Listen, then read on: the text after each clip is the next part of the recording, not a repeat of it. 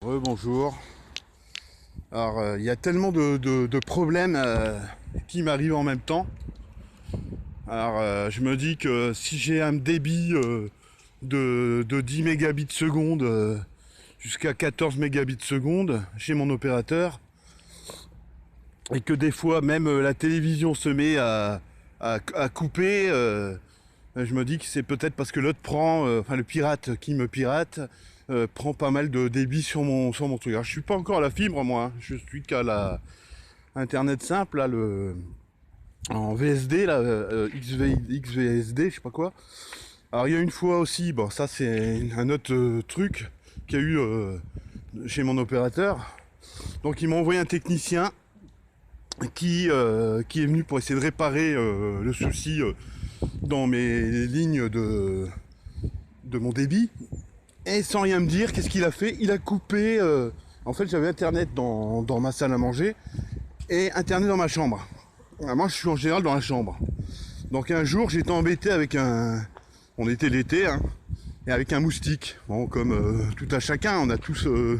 des fois en été, il y a un petit moustique qu'on n'arrive pas à trouver. Et j'ai essayé de...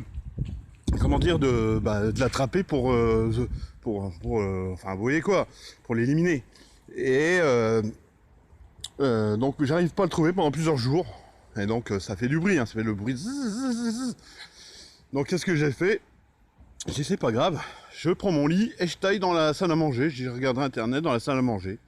Mais en fait l'opérateur ne m'avait rien dit du tout. Et quand il était venu, il avait coupé la ligne dans ma salle à manger. Donc je suis ah c'est pas possible. Comment ça se fait que j'ai plus internet? Donc j'ai appelé mon opérateur. Et mon opérateur m'a dit oui, mais on a coupé pour que vous ayez plus de puissance. Mais en fait, ça n'a rien changé la puissance, hein. Donc j'ai rappelé, donc je lui ai dit, ben vous pouvez pas remettre dans la salle à manger parce que ils m'ont dit non, on peut pas, monsieur, il faut repayer. Je dis bah comment ça se fait?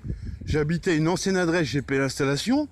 Ensuite, je déménage, je repaye l'installation de la ligne d'ouverture. Et maintenant, vous me coupez une connexion dans la salle sans rien me dire. Donc ça a duré 2 ans comme ça. Un jour, un technicien est revenu pour un problème de mon débit avec son responsable. Et je lui ai dit tout ce que je pensais. Et donc son responsable lui a dit bah, remets-lui Internet. Donc ils m'ont remis Internet. Et une autre fois, un autre technicien revient et il me dit ah, le débit déconne. Bah écoutez, ce que je vais faire, je vais vous mettre en ADSL. Je regarde sur Internet, je dis mais ADSL c'est pire. Je dis mais c'est quoi ça? Et ça dure depuis au moins 3 ans là que les techniciens me disent les tout et leur contraire, et que mon débit est au minimum, que je me fais pirater et maintenant que mes factures, que je dois payer la totalité de mes factures. Donc je sais pas ce qui va encore m'arriver. Pour l'instant je suis en colère pour l'instant, mais justement la colère ça me permet de tenir en fait. Parce que si je me mets à lâcher prise, eh ben je sais pas vraiment ce que je vais faire. Franchement, si je me mets à pleurer et que je commence à déprimer, je sais vraiment pas ce que je vais faire. Donc voilà, si vous pouvez mettre des pouces, ce serait sympa au moins. Là ça vient du cœur et c'est un peu peut-être ce que vous avez aussi dans votre vie.